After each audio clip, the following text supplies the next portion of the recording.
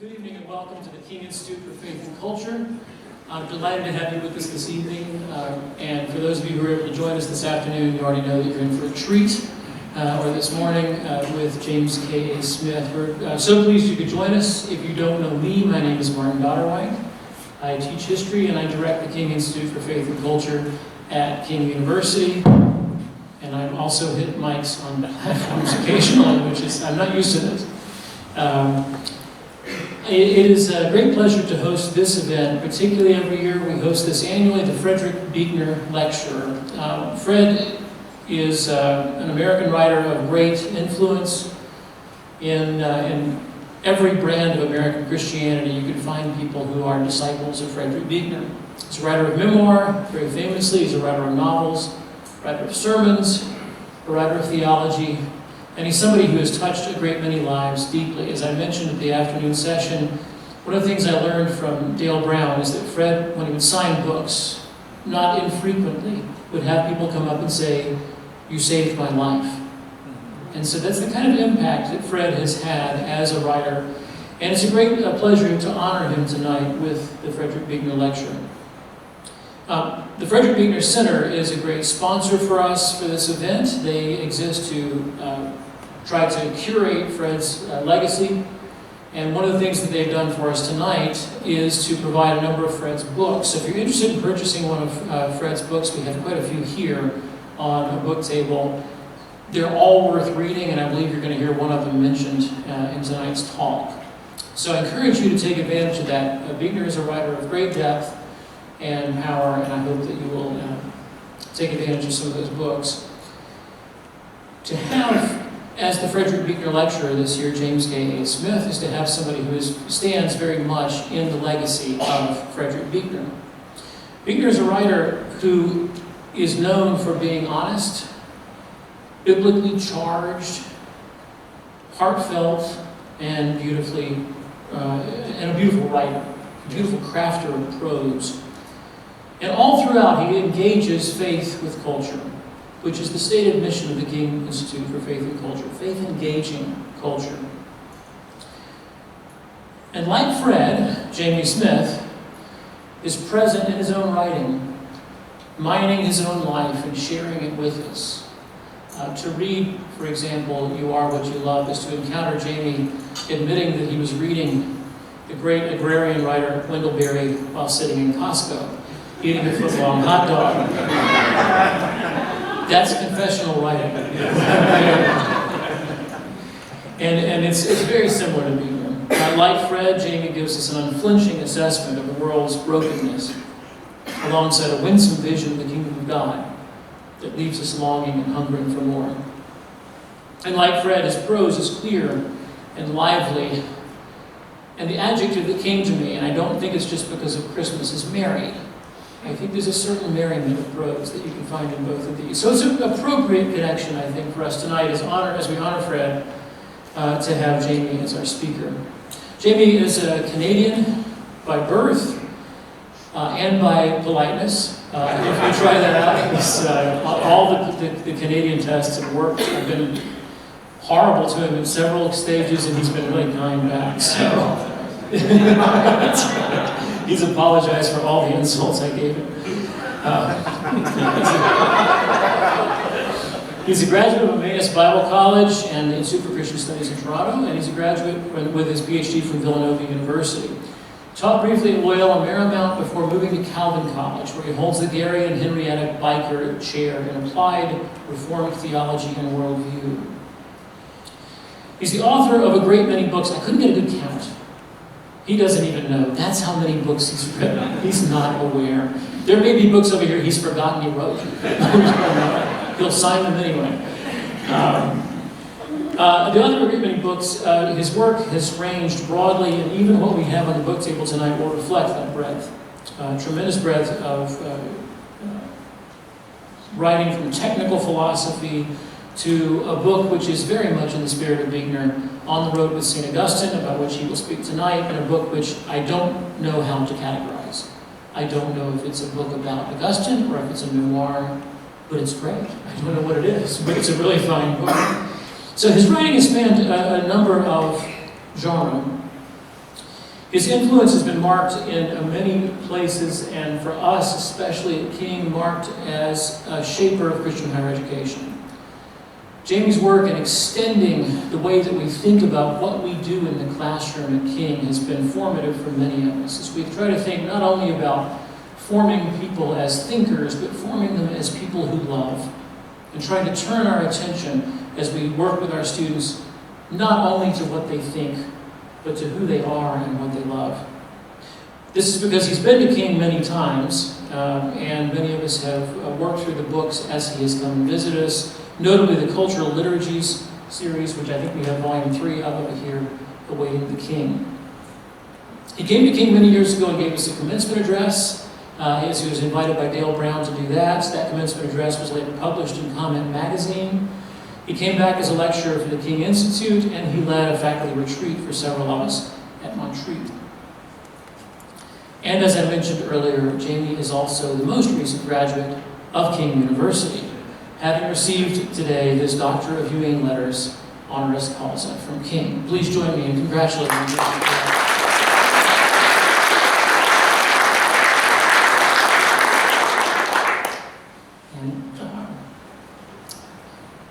It's a pleasure to have that association. Jamie is going to be talking mostly about his book, On the Road with St. Augustine. Tonight, I do note that we have several other titles available on the book table. We will have some time for conversation and discussion afterwards as well, so please hang around and interact as you can.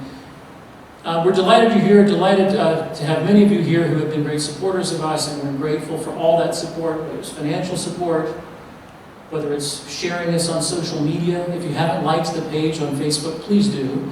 It's free advertising for me, and I appreciate that. We're delighted to have the support of your presence, to have you here, and to have you as part of the King community as we try to reach out into Bristol and Tri-Cities is a real honor. And we're delighted you're here with us tonight. Please join me in welcoming Jamie Smith.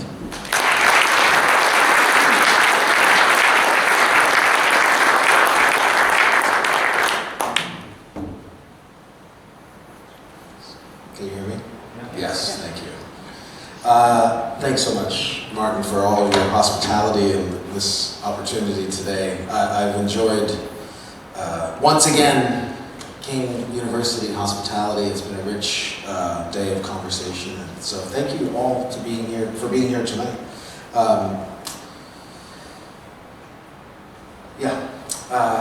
It's been, I just want to say again how ridiculously humbled I was to receive that honorary doctorate today, and it's I do love having this special relationship. The photographer caught a great shot of us up on stage, and somehow we're in uproarious laughter, and I think later Martin told me it's because he was making a short joke about how easy it was to put the hood on my head. I was a Canadian, so I said sorry. It is indeed an incredible honor for me to present this year's Buechner lecture. Frederick Buechner, I think, is a paragon of what the world needs today, which is Christian writers who, sustained and fueled by the mystery of grace come near in Jesus, are compelled to write for a wider world, in language whose verve and imagination is its own epiphany of divine love, in prose that really collapses the distinction between message and medium. When I read Fred Buechner, he makes me want to write sentences that sing with good news. I think it's also fitting that Buechner's legacy would be the occasion for us to encounter St. Augustine again. As a Presbyterian, Buechner is an heir of this Augustinian heritage. I always describe the Protestant Reformation as an Augustinian renewal movement within the Church Catholic. But more importantly, as an introspective human being who came face to face with himself before the face of God, Buechner is a kindred spirit of the Doctor of Grace. Indeed, it's hard for me to believe Buechner didn't have Augustine's Confessions open on his desk as he composed his own memoir, The Sacred Journey. The parallels are too uncanny. And to see the human condition as a journey, a quest, is to adopt what is perhaps the primary metaphor of Augustine's spirituality. The encapsulation of a journey, as Buechner puts it, in search, is the itinerary of the restless heart that's diagnosed by Augustine. Here's one of my favorite passages that Buechner encapsulates this search. This is from the Sacred Journey. We search for a self to be. We search for other selves to love. We search for work to do. And since even when to one degree or another we find these things, we find also that there is still something crucial missing which we have not found. We search for that unfound thing too, even though we do not know what its name or where it is to be found, or even if it is to be found at all. In the Sacred Journey, Buechner shared his story not for the sake of attention, but for the sake of that reader who might have been wondering whether there was anything to be found at all. And with hope in the power of words, Buechner moves that reader to consider a different question. Not, what can I find? But rather, might I be found? To move a reader in such a way is an art. To meet such a reader and invite her to upend all her expectations, to revivify hopes long dormant, to peel back the buffer that has insulated her from the inbreaking of grace, that is not a science. Nor will it be accomplished by argument. Only a story has that kind of power. And tonight I want to consider why Augustine, like Buechner, understood his calling in the Confessions and later in his preaching to be that of an artist, a storyteller, a poet who could marshal the power of language, not simply to inform and convince, but to move and evoke. Let me come to this by way of what might first seem and feel like a detour. In a remarkable book that I just can't tell enough people about, called The Recovering, novelist and writer Leslie Jameson takes us inside the experience of addiction and recovery. She recounts the way addiction reduces oneself and one's world to what she calls the claustrophobic crawl space of the self. But she also documents her way out. Interestingly, the big book of AA, the original title of the first draft was The Way Out. So as she documents her way out, and crucial to that is her experience in AA meetings and other recovery groups. What happens in those groups? Well, to put it quite simply, people gather and tell each other stories. Now, one of the obstacles that Jameson, a novelist, had to overcome on the road out of addiction was the particular way that stories function in recovery groups. See, for the novelist, of course, the burden is to be original, to tell the story that's never been told, the one that makes a new world, discloses something we've never seen before. It's why the anxiety of influence hangs over the artist's aspiration, to make something new as if you had no influences, no debts, no history. But in Alcoholics Anonymous, she noticed that these addiction stories traded back and forth as the oxygen of the group all made you think, I've heard this before. Because addiction is always a story that's already been told. It's why every book on addiction and recovery seemed like the same book. I've already read that book. The glazed eyes of others told her. So why write another? It took Jameson a while to realize that stories function differently for this community. The point of a story isn't originality or display of ingenuity. That would make the story really about the storyteller. Look at me is the secret desire of originality. But the stories that circulated in recovery meetings served a different end. They were weaving a web of solidarity. The point wasn't to draw attention to the storyteller. The hope was to give a gift to the listeners. to create a world in which listeners could see themselves, orient themselves, and maybe even see a way forward, a way out.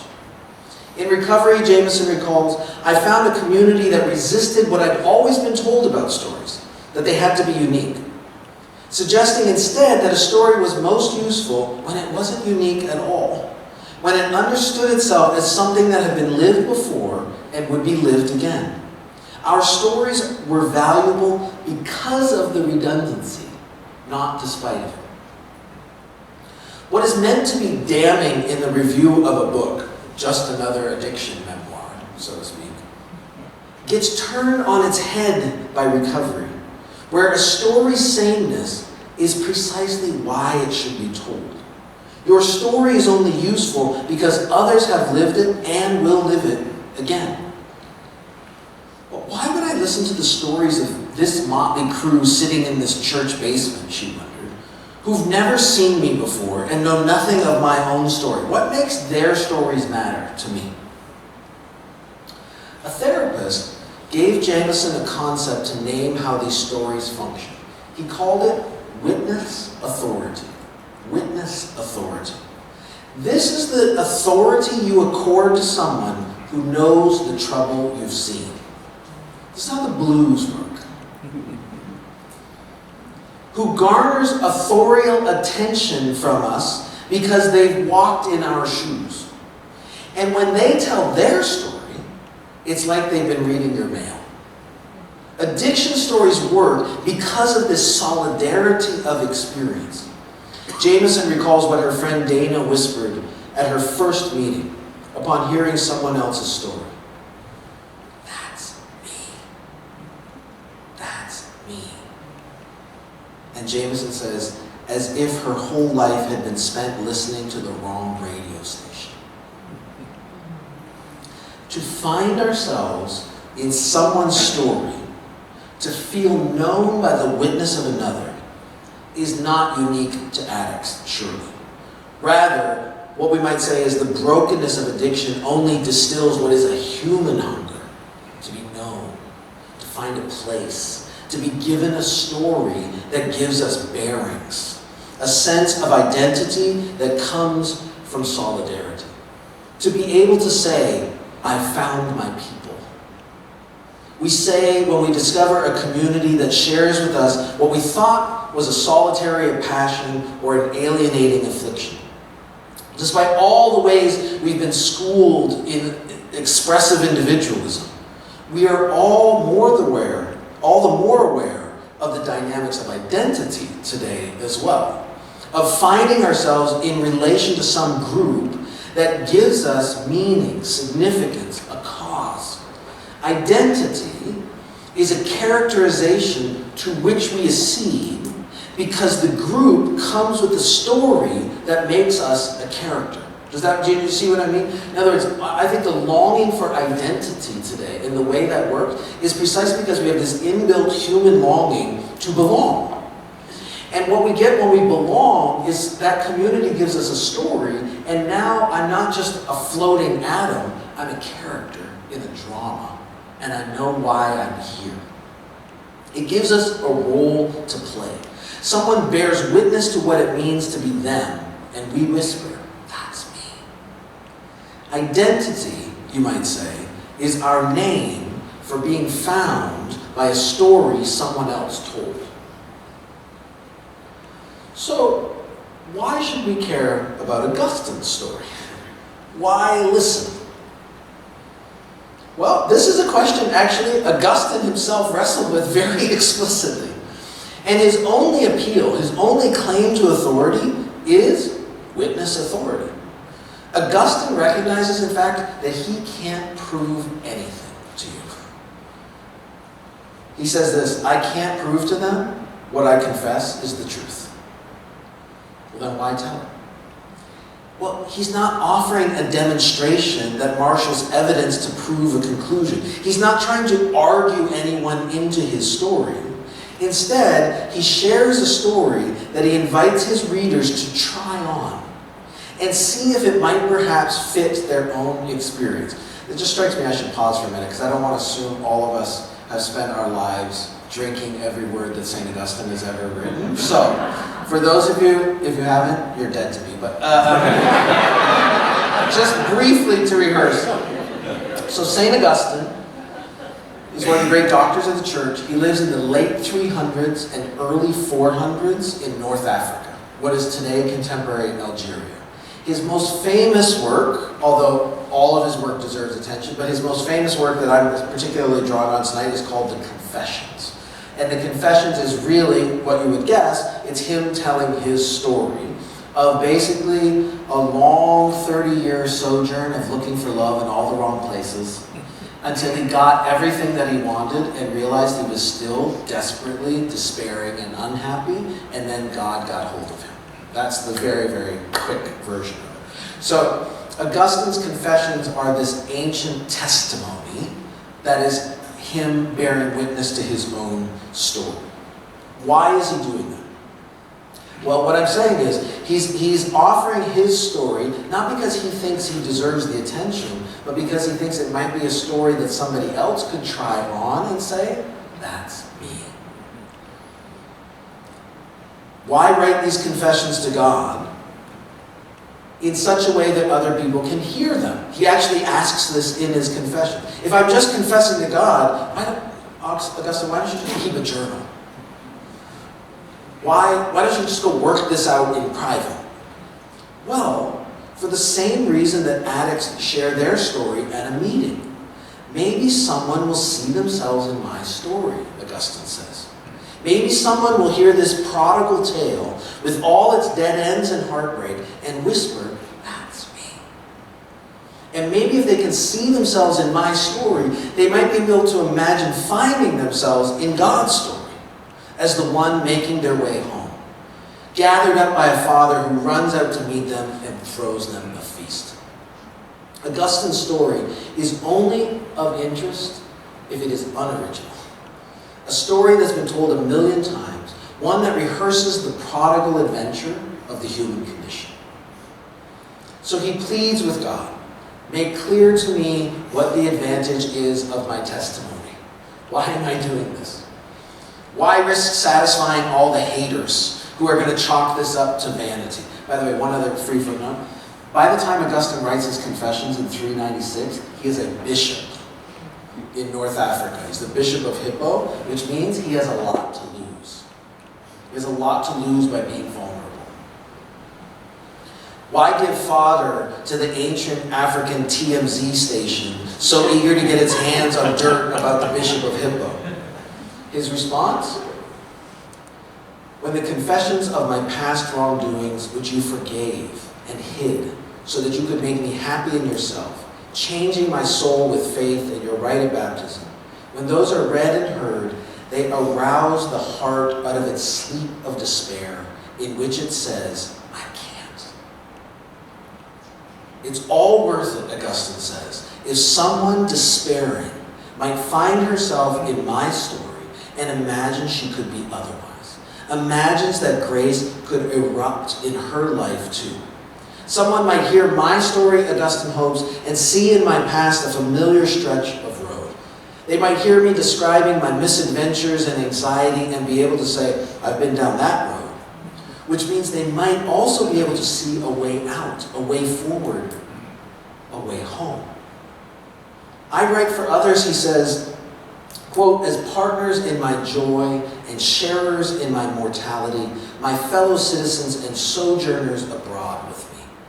So they might find compatriots of a patria, a country that they didn't know they were all longing for.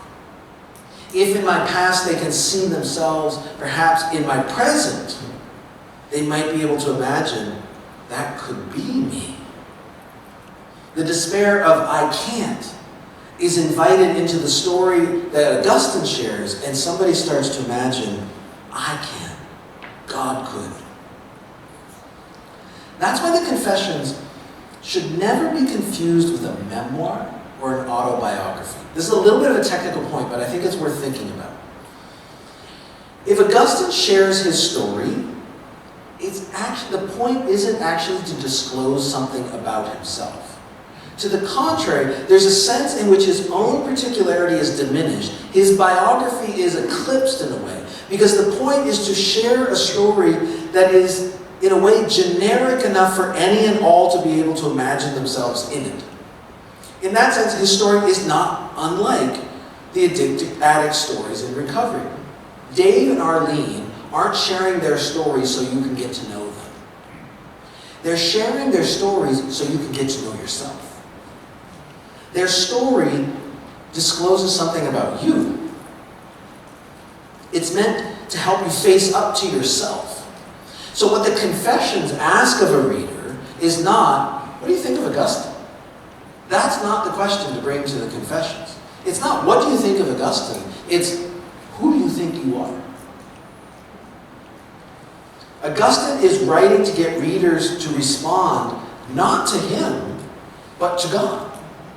In fact, the French philosopher Jean-Luc Marion, in his study of Augustine, discerns this better than anyone. He puts it this way: the readers do not have to respond to the author about their literary enjoyment, nor about their psychological sympathy, but to God. The response asked for by the author does not ask of the reader that he or she respond to the author, for example, to pity him, to approve him, to acquit him, to admire him, but to respond directly to what God asks. The memoir is not about me, Augustine would say. This is about me as a window through which you stage your own encounter with the God who called me and found me. So responding directly to what God asks. But this is not a stern demand, as if God is standing there, arms crossed, scowling, waiting for an answer. Rather, the story is meant as an invitation to see oneself in a new frame, as a character now in a very different story. To see oneself as God alone sees us. Lovable. Lovable, however deformed we might have let ourselves become. The Confessions, far from being this egocentric memoir or autobiography, Marion says is a heterobiography. That is, from the Greek word heteros, for other. It's a story about me told by somebody else, by God. Augustine's story is the story that was given to him by the grace of God, an identity now in which he found himself. And he tells his story for others with the same hope, that they might find themselves in the story God has to tell about them as his children, his friends, his beloved, as those for whom he is willing to lay down his life. In the Confessions, but also in his preaching that would occupy Augustine for the rest of his life, Augustine constantly invites fellow sojourners, sisters and brothers in the human condition, to try on a story they might not have considered. The story is that they are made for more than the mundane, that they have hungers no thing can satisfy, that they are the loved by the one who made them, and that there's a home that's already made for them, that the God of the universe knows everything about them and still loves them, and is waiting to welcome them home with scars on his outstretched hands. That can't be me, we might at first protest. It's too fantastical. It's unbelievable. It might even offend our need to earn God's love or prove ourselves. I know what you mean, Augustine says. I've been there. What if I told you that you could be released even from that? Would that be the secret you've been hoping is true? Welcome to a story you've imagined. I'm here to tell you it's true. Now, our longing for an idea, by the way, this is another free footnote. This is why you pay big bucks to be here tonight. In The Sacred Journey, on, I think it's page 58, there is one of the most remarkable pages of prose on grace that you will ever read. And what Buechner diagnoses in deeply Augustinian spirit is how offensive grace is to us. because we so think we need to deserve everything. It's just another plug to read The Sacred Journey alongside On the Road to St. Augustine. Now, our longing for an identity is bound up, I'm suggesting, with finding a story. That story might be covert and submerged. Its plot may never be diagrammed. But we nonetheless find ourselves adopting a role, playing out a script that has been given to us by some narrative. That's not inauthentic or some version of bad faith. To find a role is to find yourself. I was made for this, you might say. It can be freeing to effectively live as the understudy of some exemplar who gives us an orientation to the world, something to live for and a way to live. To be without a story is to live without any sort of script that might help us know who we are and what we're about. We flail and meander. We frantically try on roles and identities to see if they fit. I do think that's a way to analyze a lot of anxiety in our culture. To be characterized by a story is to have a name, a backstory, a project, all of which serve as rails to run on, something stable and given that we can count on. We can be known because there's someone to know. It's this hunger for an orienting narrative that our culture industries tap into. Whether it's Disney or HBO, HGTV or Instagram, they're all myth-making. Do you know what I mean? Okay, I'm not going to pick on it. Which is just to say that they are all offering scripts we can live into. The danger, of course, is that so many scripts today invite us to become not characters, but models. People who are seen, but have no story. Whose generic stares seem to have no identity behind them. Instead, we only know the clothes they wear, the facade they've assumed, which will be stripped and replaced in an instant when the new season arrives. They are not selves, but machines for displaying products. But that's its own myth. That's its own story to live into. An actor, unlike a model, at least has the potential to show us a character we can adopt. It might be aspirational. It might be an aspirational call to justice in the Mr. Smith who goes to Washington, or crusading for the same in the character of Atticus Finch. It might be black empowerment in Black Panther or female empowerment in Wonder Woman. It might be journalistic communities chasing the truth in Spotlight or The Post. In response to any of these, a young person might say, "That's me," or "I want that to be me," and then spend a life following their lead. It'd be interesting for us to think about what fictional character oriented you to a life to chase. Our fictions often hold out better characters to emulate than the dead-end desire to be merely famous that plays itself out on reality TV. Now, it was books that used to play this role, and still do, of course, to some extent. We see ourselves in characters of mythology and fiction. Sometimes we even see our own vices and resolve not to play out that character trajectory. In other cases, the allure of a character's heroism or sacrifice or compassion becomes an aspiration. I want to be like that, we say in our hearts, and live a life that steals from the character's script. I have to tell you, another great Presbyterian who plays exactly this role, Fred Rogers. By the way, if you want to give birth to saints, call your children Fred. and raise them Presbyterian. Fred Buechner, Fred Rogers, we can't do better than that. But I'm serious, the growing, when I say cult, I don't mean this in a dismissive way, the growing secular curiosity with the mystery of joy and kindness that is Fred Rogers is to me a crack in the secular. That signals that people think there's gotta be a better way to be human. Now, I do think it's important to do justice to Augustine to realize that in many ways, the book, the story, that became his governing narrative was Scripture. That is, the drama of God's salvific history was the story, we might say, that became the base note of Augustine's rhetorical method. As Brian Stock notes, Augustine ultimately landed on a different understanding of identity that was tied to Scripture in a way the philosophers would never have entertained. And his rhetoric would reflect this conviction.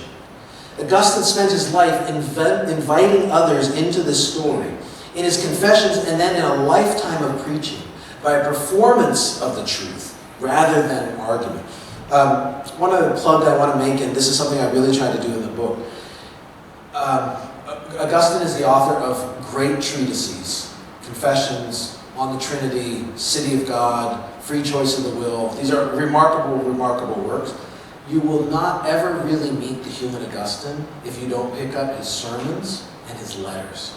We have shelves of Augustine's sermons, lifetime of letters, and this is where you hear Augustine, the pastor, the shepherd, the human. And in many ways, his preaching is one of the most powerful places to hear this. So my point is, Augustine in many ways performs the truth more than he argues it. To side with performance over proof was, in a sense, to stand with the imagination as prior to reason. To take sides in the long-standing battle between philosophy and poetry. Now, of course, famously from its beginning, philosophy banished poetry. This is Plato's Republic. When Plato is imagining the ideal republic ruled over by philosopher kings, they kick the philosophers outside the city, or they kick the poets outside the city walls. The city ruled by philosopher kings, the philosopher's ideal city, they would be trained in logic and mathematics, and poets were exiled. The republic would be governed by ratio, not rhetoric. The city would traffic in syllogisms, not stories. Of course, the irony is, Plato tells you all of this in allegories, stories, myths, and legends. You're welcome in that city, the philosopher city, as long as you leave your imagination at the door. Otherwise, the philosopher kings and thinking things will see you out. Riffing on Philip Reef, we might call this the triumph of the didactic. It's a construal of the world that treats us as brains on a stick, reducing what matters to what we think, what we can analyze, what we can quantify and process in server farms owned by Google and Amazon. Our so-called information age is still an outpost of that city. And it is surely an irony that Christianity has been prone to a similar kind of rationalizing and privileging of the didactic, I would say especially in Protestantism. We reduced wonder and mystery and grace to teachable bullet points and statements of faith. We prefer the didactic environs of the epistles to the action and metaphor of the Gospels. We reduce the dramatic narrative of Scripture to a doctrinal system. We say we love Jesus, but we really prefer to learn from Paul, who gives us God straight without all the meandering parables. And I confess, this is how I came to Christianity as a young man of 18. And it's how I learned to be a Christian early on. The gospel quickly became something to know, to analyze, to systematize, and then to wield. The 19th century Princeton theologian Charles Hodge taught me that the Bible was, quote, a storehouse of facts. And Christian philosophers taught me the logic that would chop it up into digestible bits for cognitive processing. In fact, as a young man, I used to be proud of the fact that I didn't read novels or poetry. Why would I waste time on such sentimental stuff when there was all this knowledge to acquire? Why would I wallow in the lies of made-up fictional worlds when I was interested in capital T truth? I had effectively recreated the kingdom of God as if it were Plato's Republic. Poetry prohibited, imagination excluded. I can't remember exactly how I began to break out of this. I do remember reading Frank McCourt's memoir, Angela's Ashes, and coming to understand something about the broken beauty of God's world that I couldn't have understood any other way. I always feel somewhat, I was slightly embarrassed to say, my gateway was something like Angela's Ashes. But then I remember Lauren Winner recounts that she became a Christian because she read Jan Karen, Father Tim novels. I'm like, oh, okay, all right, I feel lucky. I remember an English professor at the University of Waterloo, John North, who introduced me to the enchanted wonder of Gerard Manley Hopkins. And I remember Cardinal Ratzinger, long before he was Pope Benedict XVI. In fact, when he was the head of the Congregation for the Doctrine of the Faith, the doctrine police of the church, when he was the Pope's bulldog, challenging this triumph of the didactic when he said this, quote, "Christianity is not an intellectual system, a collection of dogmas, a moralism. Christianity is instead an encounter. It's a love story." But perhaps it's been my decades of wrestling with St. Augustine that most challenged the rationalization of faith. If you only know Augustine from a distance as one of the great doctors of the church, or someone who anthologized in theology textbooks, you might imagine that he too falls prey to the triumph of the didactic, just another scholastic who flattens the gospel to the measure of the intellect. But then you've probably never read the Confessions, which are infused with the grace of God from beginning to end and could never be confused with the sterile skeletons of systematic theology. There's also way too much sex for it to be systematic theology. The Confessions is a book that breathes. It's a book with a beating heart. Augustine isn't trying to convince you, he's trying to move you. He's trying to stir up his fellow travelers, he says. For Augustine, the Bible isn't a storehouse of facts. It is divine poetry. It's the lexicon for the art of moving people. Augustine had to work through some of his own early didacticism. It's worth remembering that Augustine was trained in rhetoric, and the flourishes of speech meant to elicit affect. He had always wanted to put this at the service of the emperor and his own ambition. And so when he finally scored a post in the imperial court in Milan, he had realized that goal. But when he became a Christian there, significantly influenced by Platonism, one of the first things he did actually was abandon his post as a rhetor and retreat to a philosophical monastery of sorts north of town. For the young Augustine, conversion seemed to require privileging logic over rhetoric. He assumed becoming a Christian meant converting to Platonic didacticism. But by the time he writes the Confessions, which isn't that much later, we can already see him reconsidering this assumption. In many ways, the Confessions represent the redemption of rhetoric for Augustine. He doesn't give us a philosophical dialogue or a collection of syllogisms. He did that in his early dialogues. In the Confessions, he invites us into a story. But that means deploying the dynamics of drama. The Confessions are more art than science, more aesthetic than logic. In the Confessions, Augustine doesn't analyze his thoughts. He paints a pictures of the adventures and misadventures of his loves. The parallel isn't Descartes' Meditations that's populated with thinking things. The parallel is more like Jack Kerouac's On the Road, filled with characters who hunger and thirst, strive and fail, and yes, bump and grind. Near the end of the drama, in Book 10, the Confessions are organized in 13 books. Books 1 to 9 are his past life. Book 10 is his present life. And there he openly worries about his motives in writing the book. Here's what he asks himself. Why then should I be concerned for human readers to hear my confessions? Augustine the bishop, by the way, is still haunted by ambition and still realizes that he has a heart that drinks up the praise of men. And so in a sense, like many artists, this is something that Augustine will always struggle with. Am I doing this for God or am I doing this for me? To which the answer is yes. But the point of the Confessions isn't to parade himself or to write a treatise trying to argue people into the kingdom of God. Instead, Augustine is writing to move hearts. The good he hopes will result from this undertaking, he says, is that God would, quote, stir up the heart when people read and hear the confessions of my past, which you have forgiven and covered up to grant me happiness in yourself. So Augustine is writing to the imagination. He's appealing to the affections, to move people into a different story. just as Augustine's heart burned when he heard the stories in Book 8 of characters like Anthony of Padua, of St. Anthony, of Victorinus and others. Exemplars that he was burning to imitate. Why does Augustine give us the drama of this narrative instead of the arguments of a treatise? Because Augustine's apologetic is aesthetic. Augustine knows that the heart traffics in stories, that the lingua franca of love is more like poetry than logic. It's a song that takes you home. And so he pens his confessions, he says, to prevent hearts from sinking into the sleep of despair and saying, it is beyond my power.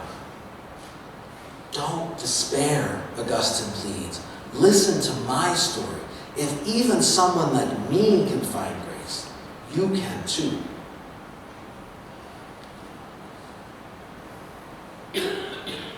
The first time I visited the Seattle Art Museum was also my first encounter with the arresting work of Kehinde Wiley. Now, everybody recognizes this work, or a work like it, because he's a presidential portraitist. Kehinde Wiley, you might remember, did President Obama's portrait for the National Portrait Gallery.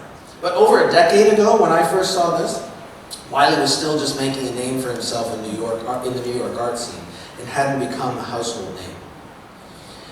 A rainy day in Seattle, shocker, seemed like a good excuse to hide out in the Seattle Art Museum for a while. So I wandered rather indiscriminately into the European gallery, only to be gobsmacked by this large canvas. This is 6 feet tall and 5 feet wide, in almost neon fuchsia and blues, featuring the confident gaze of a young black man in contemporary attire, a military jacket, teal pants, funky octopus necklace hanging around his chest.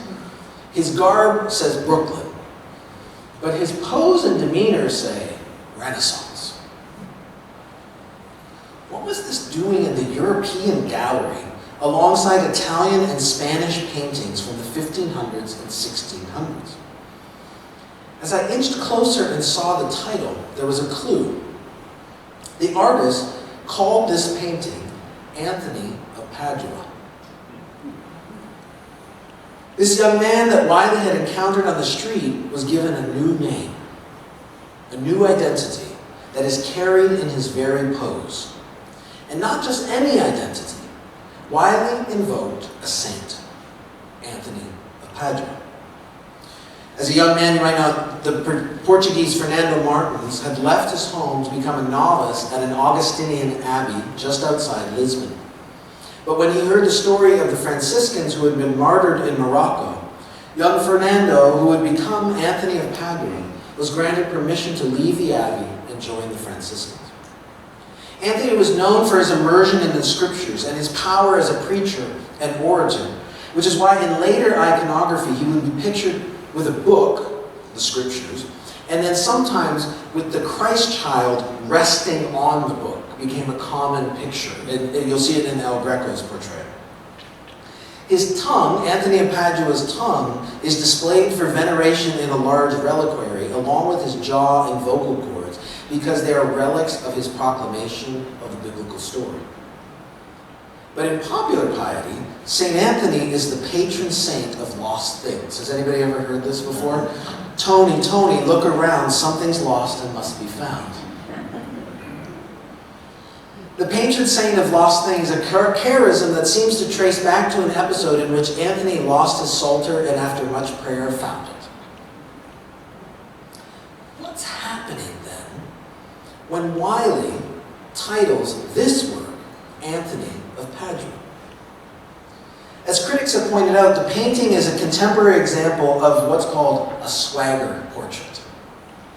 A style of portraiture from the Renaissance that signals social status and communicates power and bravado.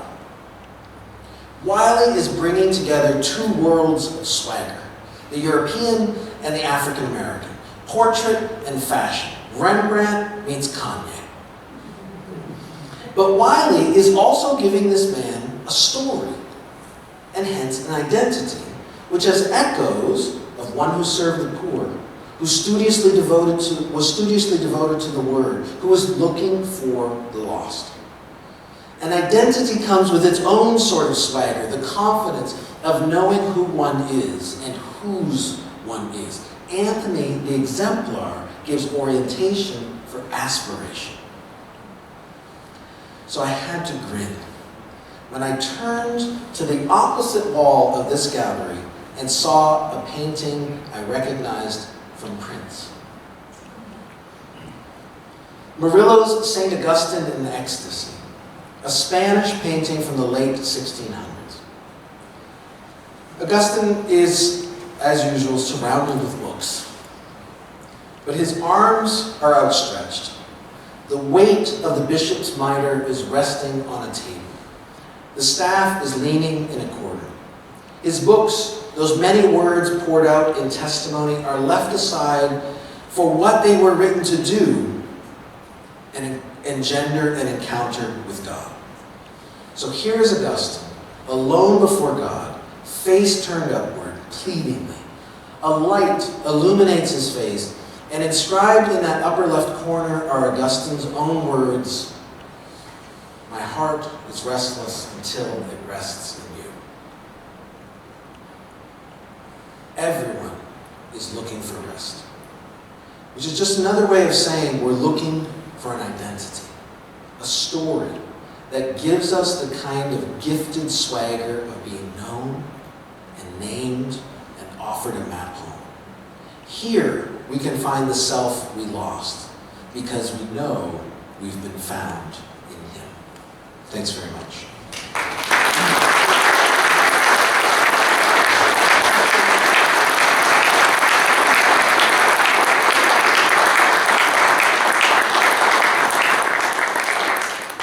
So we have some time for conversation, yes?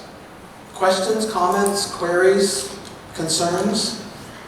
What do you want to talk about? Bueller?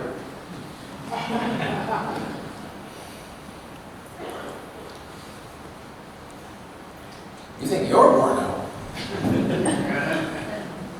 I'd love to hear it all again. In the Confessions, Augustine often bursts into second-person speech and prayer. The whole thing really is framed as that, yes. So is this, how would you go about explaining this? Is this more a rhetorical thing for us? Or is the man who has time to write is actually carried off into prayer? Yes. So when you get a chance, when you go home and read the Confessions tonight, you'll notice, if you haven't done so before, that the entire thing is written in second person to God. And I don't think it's just a rhetorical device, although I think it also functions as a rhetorical device, which is this. The whole reason Augustine wants to write the Confessions is so that you and I will have a catalyst for a face-to-face encounter with God. And so what he does is he enacts the face-to-face encounter with God, and then kind of lets us listen in over his shoulder. And that's the part that he struggles with. Like, he always why am I doing this? Am I sure? There's good reason. But the point is precisely because if his face is directed towards God and he's letting us listen in over our shoulder, his face should never get in our way, in a sense, right? Like if the best scenario for Augustine is we start to come alongside shoulder to shoulder and we are both encountering the God that Augustine is wanting us to find our rest in, that he finally found his rest in. But I also think Augustine,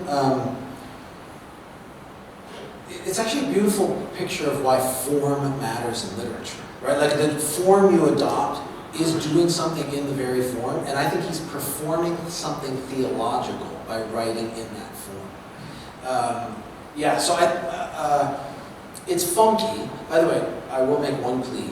If you are moved and stirred to go read Augustine's Confessions, try to find a new translation that doesn't use these and thous.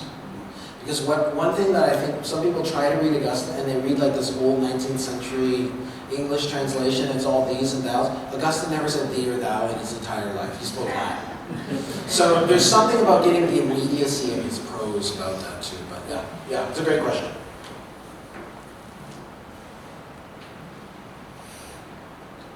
Speaking of form, when I teach this in a Buechner Civ class, I will use the throwaway line, "This is the first autobiography." Yeah, of course, we all do. And, I judge you, but we all do. We all do. and you're sorry for that. Sorry.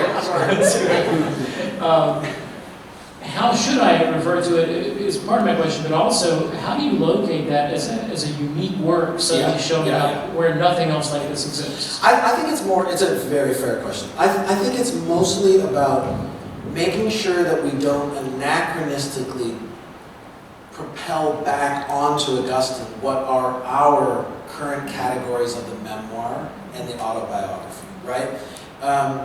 Because the interest and end of the memoir and autobiography, especially as we experience it in the 20th and 21st century, is a fundamentally egocentric endeavor usually, whereas Augustine's is a fundamentally theocentric endeavor.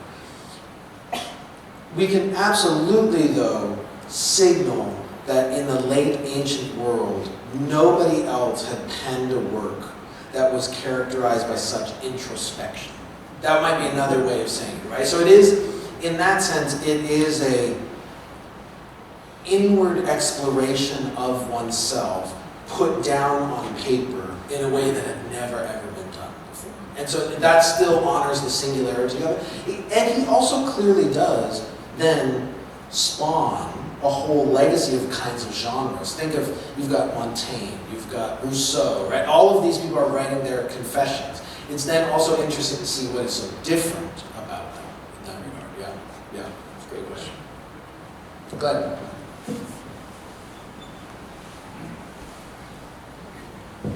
So I'm thinking about Book 8 Yeah. and Augustine's struggle and his encounter then with the story of St. Anthony, Yes. and how he seems to be drawn into that story. Can you elaborate some on this idea that you've shared with us about being so drawn into those stories, but specifically the monastic story?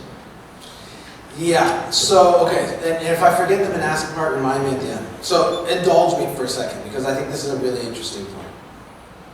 I need hobbies in my life, but anyway, I think this is an interesting point. So, Book 8 is, for all intents and purposes, the conversion chapter of the story.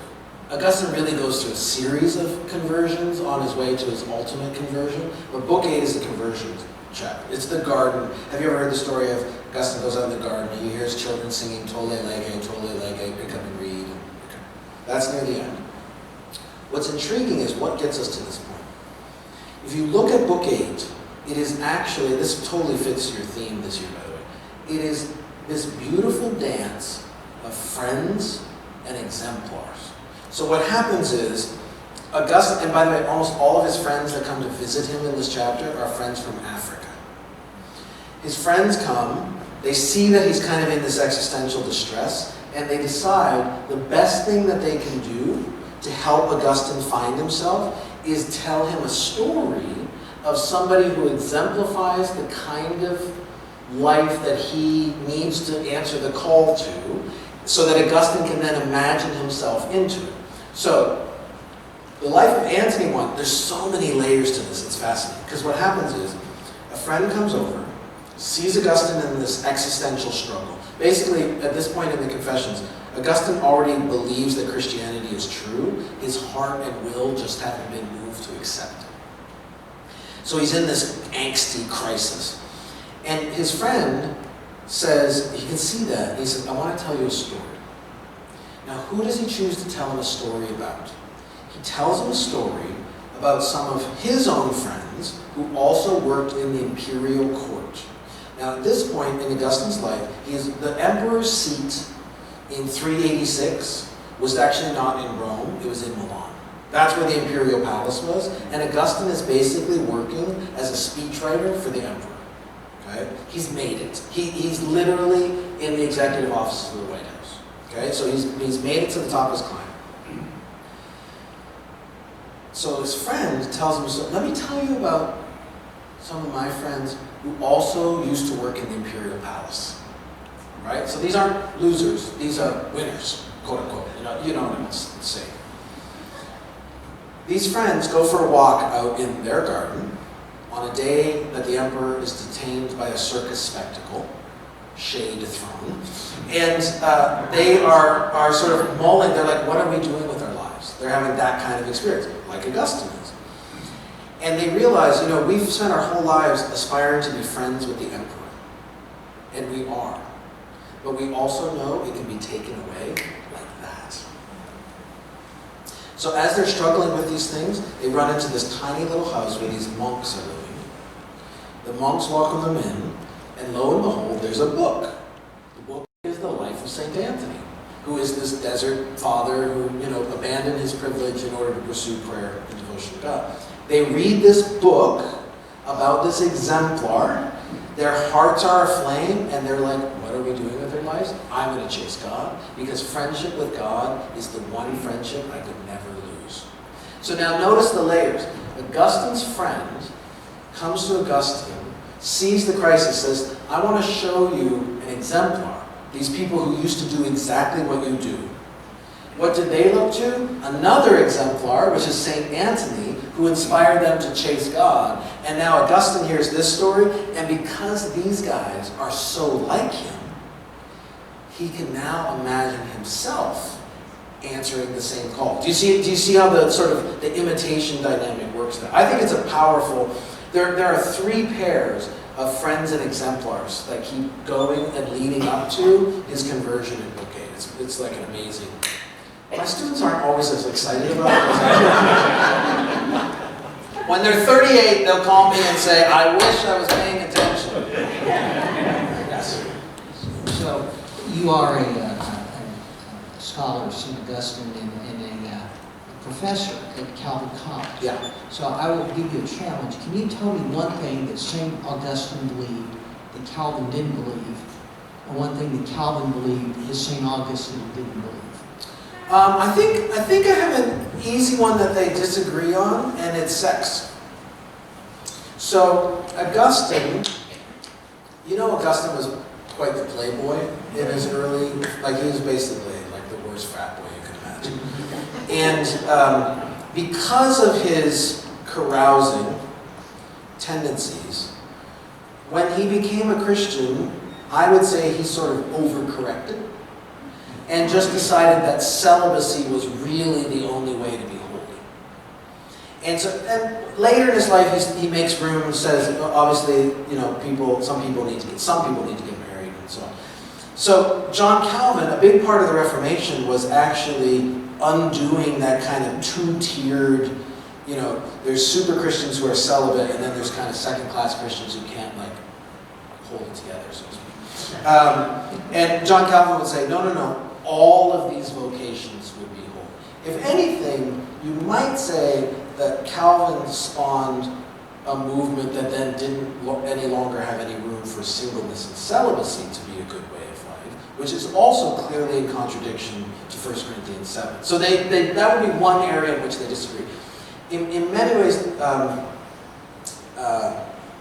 Augustine is so early in the ancient church that a lot of the accretions of late medieval Roman Catholicism that Calvin is reacting to, you don't really see in Augustine yet. So Augustine really was kind of Calvin's patron saint as he was undertaking the reform. So I see mostly a lot of overlap, but that would be one example of disagreement. Yeah, that's an interesting question. I've never had that question before. That's a good one. You win. I have a candy bar for you.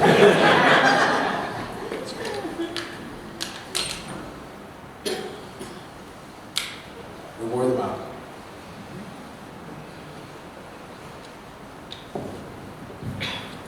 One more chance. I still have the microphone. I guess you. It's just me. We have some books available. We have time for books to be signed. Jamie will sign some of Frederick Buechner's books, and he'll stand in for his position. I'll sign anything. But we're delighted you were here. I think you will agree with me. A tour de force for Jamie Smith. Please join me in thanking you.